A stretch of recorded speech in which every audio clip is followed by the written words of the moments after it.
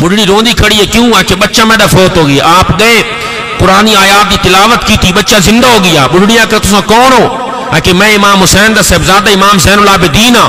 بڑھڑیا کہ میدان کربلا دے اندر تھوڑی طاقت کدے گئی؟ اگر اتنی طاقت تھوڑے کول ہائی تو میدان کربلا دے اندر تھوڑی طاقت کدے گئی کہ جس وقت ایسا امتحان تھوڑے ہوتے آیا کہ چرخے کج رفتار نے آنسو بہائے، اتنا مشکل امتحان تھا، اس وقت آپ کی طاقت کہاں تھی کہ جب چرخے کج رفتار نے آنسو بہائے، بے رحم بادل کی ہچیاں بن گئی، دریاؤں کی روانی تھم گئی، جنات انگشت بدن نہ ہو گئے، انسان حیران و پشیمان ہو گئے، حور و غلمان شجر و حجر رنجیدہ رنجیدہ، انسان دزدیدہ دزدیدہ، فرشتے شوریدہ شوریدہ، گویا نظام کائنات میں ایک زلزلہ سا برپا ہو گیا۔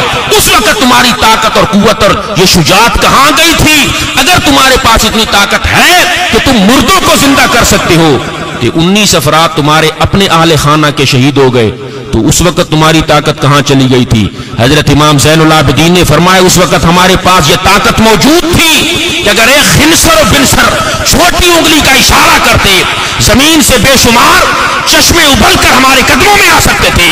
اگر ایک پتلی کا اشارہ کرتے، آسمان سے لاتعداد فرشتوں کی تعداد میدان کربلا میں ہماری نوکری کے لیے حاضر ہو سکتی تھی، مگر اے بوڑھی سن، ہم تیرے گھر کی حویلی میں آئے، ہم نے اپنی طاقت کو سامنے رکھا، میدان کربلا میں گئے تھے خدا کی رضا کو سامنے رکھا۔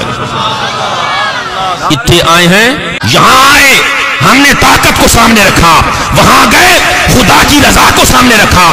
طاقت تو ہمارے پاس بھی ہے، ہمارے بزرگان دین کا یہ پرانا طریقہ ہے کہ ان کے پاس اگر کوئی مردہ آتا تھا، لا علاج مرض کا مریض آتا تھا، وہ آپ خود نہ ہوتے، ان کے بدن پر لگا ہوا کپڑا کبھی مریض کے سامنے رکھتے، مریض مکمل شفا یاب ہو جاتا، ان کے بدن پر لگا ہوا کپڑا مردے کے بدن پر لگایا جاتا، مردہ دوبارہ زندگی پا کر صحیح اور سلامت ہو جاتا تھا۔